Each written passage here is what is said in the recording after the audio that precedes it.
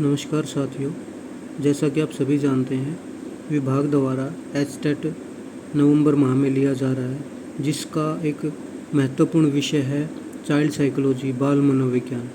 तो आज हम बाल मनोविज्ञान के बारे में पढ़ेंगे। मनोविज्ञान से पहले हम मनोविज्ञान के बारे में पढ़ेंगे, उसका इंट्रोडक्शन के बारे में कि वो था क्या, और फिर आजकल उसे चाइल्ड साइकोलॉजी के नाम से जाना जाता है। तो मनोविज्ञान है क्या, और इससे संबंधित हम प्रश्न करेंगे। जो प्रतिदिन 10 से 15 प्रश्न हम चाइल्ड साइकोलॉजी के करेंगे। तो हमारा पहला प्रश्न है, मनोविज्ञान ग्रीक भाषा के किन शब्दों के मेल से बना है?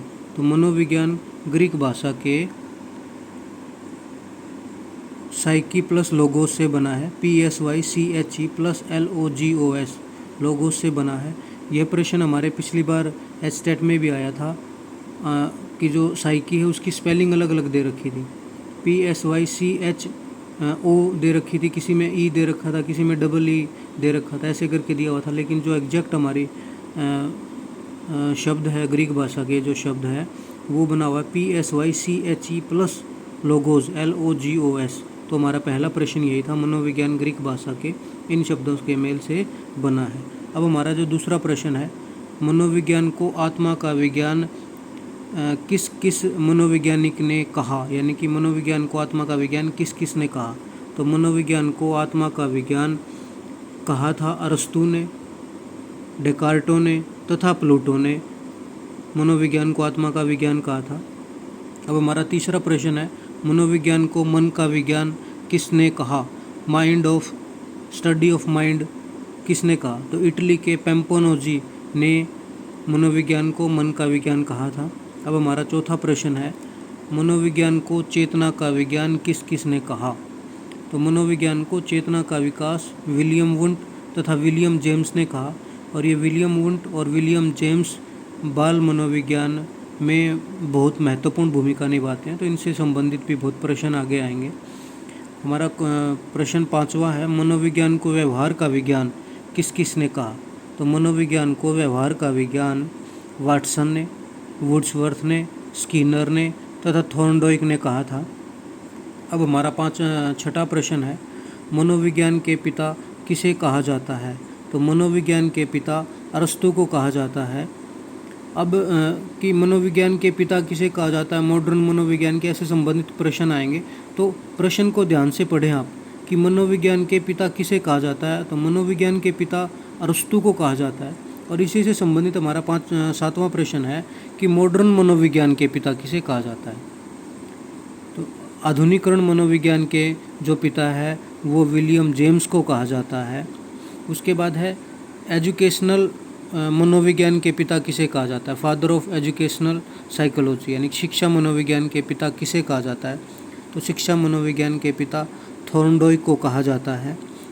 इसी से संबंधित हमारा 9वां प्रश्न है, मनोविज्ञान को शिक्षा में लाने के लिए सबसे पहले विचार किसने किए?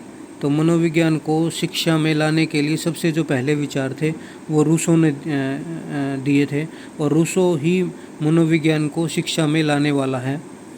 उसके बाद हमारा 10वां प्रश्न है, मनोविज्ञान को वास्तविक पिता, तो मनोविज्ञान के जो वास्तविक पिता है, रियल फादर ऑफ साइकोलॉजी किसे कहा जाता है? तो real father of psychology William Wundt को कहा जाता है। किसे कहा जाता है? विलियम वुंट को।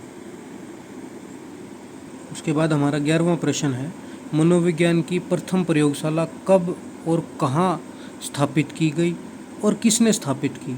तो मनोविज्ञान की जो प्रथम प्रयोगशाला है वो 1879 में जर्मनी के लिम्पजिंग शहर में की गई थी। और किसने की थी? वो विलियम वुंट ने की थी।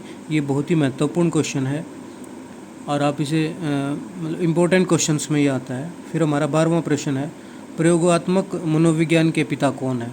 तो प्रयोगात्मक मनोविज्ञान के पिता भी कौन होंगे? विलियम वुंट, क्योंकि विलियम वुंट ने ही प्रथम प्रयोगशाला स्थापित की थी। तो प्रयोगात्मक मनोविज्ञान के पिता भी कौन है? विलियम वुंट है। तो इस प्रकार जो ये father of psychology, real father of psychology, तो ये अलग अलग प्रश्न है, तो इनके जो आंसर है वो भी अलग अलग है।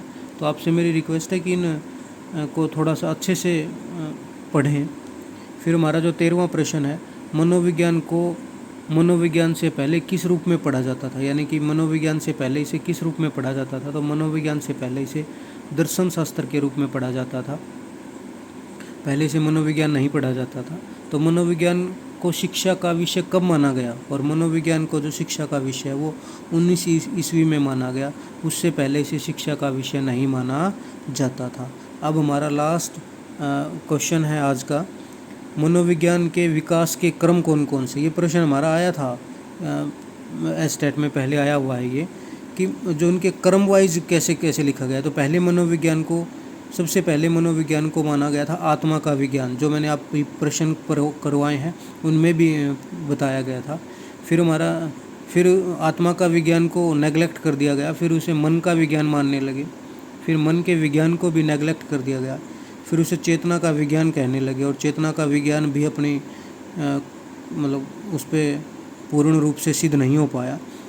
तो फिर मनोविज्ञान को व्यवहार का विज्ञान कहने लगे, और आज तक हम इसे व्यवहार का विज्ञान ही कहते हैं।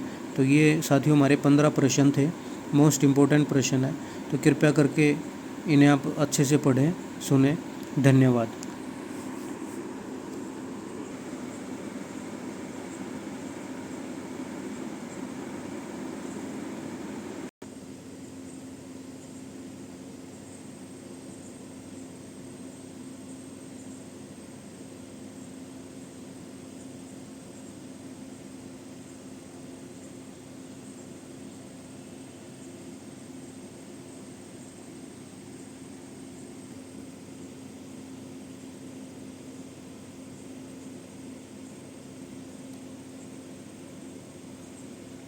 तो साथियों ये थे हमारे आज के 15 प्रश्न। आप सभी का धन्यवाद।